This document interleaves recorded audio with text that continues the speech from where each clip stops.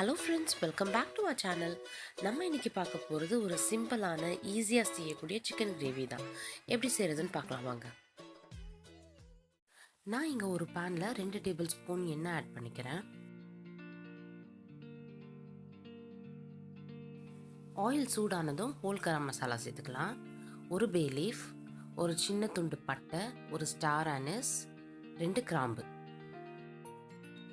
இதெல்லாம் ஒரு 10 செகண்ட்ஸ் ஆயிலில் ஃப்ரை ஆகட்டும். 2 பெரிய வெங்காயம் நல்லா ஃபைனாக சாப் பண்ணியிருக்கேன், அதையும் சேர்த்துக்கலாம்.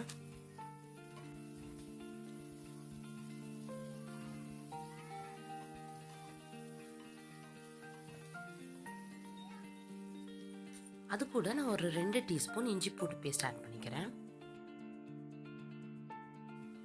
ஜிஞ்சர் கார்லிக் பேஸ்டோட ரா ஸ்மெல் போகிற வரை நம்ம வதக்கிக்கலாம். இந்த ரெசிபி பார்த்தீங்கன்னா ஒரு சிம்பிளான ரெசிபி, குயிக்காக செஞ்சிடலாம், ஆனால் சூப்பராக இருக்கும். இஞ்சி பூண்டோட ரா ஸ்மெல் போயிடுச்சு. இப்போ நான் இங்கே 2 தக்காளியை நல்லா சாப் பண்ணி வச்சுருக்கேன், அதையும் ஆட் பண்ணிக்கலாம்.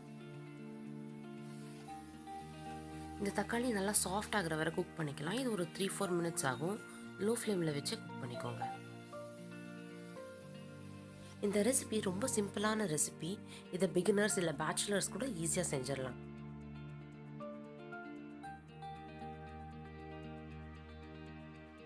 நான் இந்த தக்காளி குக் ஆகிறதுக்காக கொஞ்சமாக உப்பு சேர்த்துக்கிறேன்.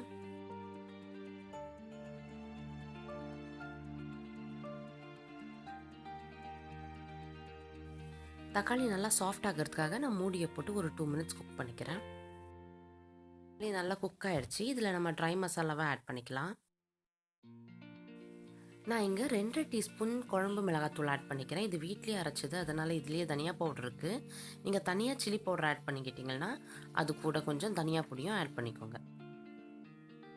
ஒரு 1/4 டீஸ்பூன் மஞ்சள் தூள், ஒரு 1/2 டீஸ்பூன் சிக்கன் மசாலா பவுடர். நான் இங்கே வந்து கடையில் வாங்கின சிக்கன் மசாலா தான் யூஸ் பண்ணுறேன். நீங்கள் சக்தி மசாலா இல்லை ஆச்சி மசாலா எது வேணாலும் யூஸ் பண்ணிக்கலாம்.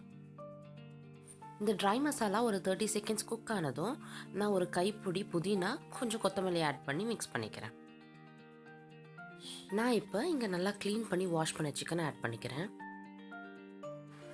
எப்போவுமே சிக்கன் ஆட் பண்ணதும் அதை 1 to 2 மினிட்ஸ் ஹை ஃப்ளேமில் வச்சு வதக்கிக்கோங்க. அப்போ தான் அந்த சிக்கனோட ஸ்மெல்லாம் போகும். இப்போ நான் இந்த சிக்கனுக்கு தேவையான சால்ட் ஆட் பண்ணிக்கிறேன்.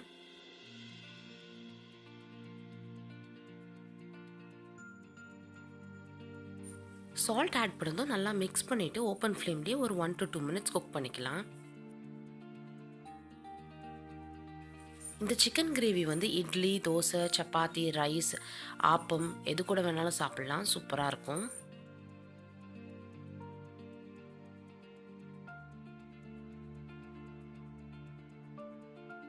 இப்போ சிக்கன் குக் ஆகிறதுக்காக நான் லிட்டை க்ளோஸ் பண்ணிவிட்டு ஒரு 10 to 15 மினிட்ஸ் வரை குக் பண்ண போகிறேன்.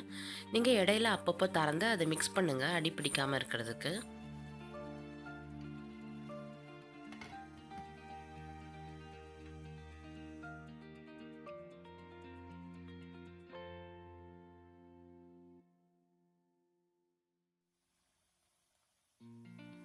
இந்த சிக்கன் இப்போ 10 மினிட்ஸாக குக் ஆகிட்டுருக்கு. நான் இதில் கொஞ்சம் புதினா, கொஞ்சம் கொத்தமல்லி மறுபடியும் ஆட் பண்ணிக்கிறேன். கொஞ்சம் கருவேப்பிலையும் ஆட் பண்ணிக்கோங்க.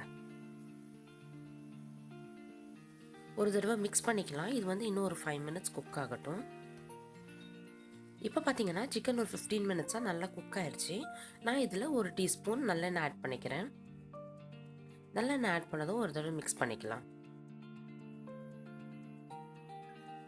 இப்போ பார்த்தீங்கன்னா நம்ம சிக்கன் கிரேவி ரெடி.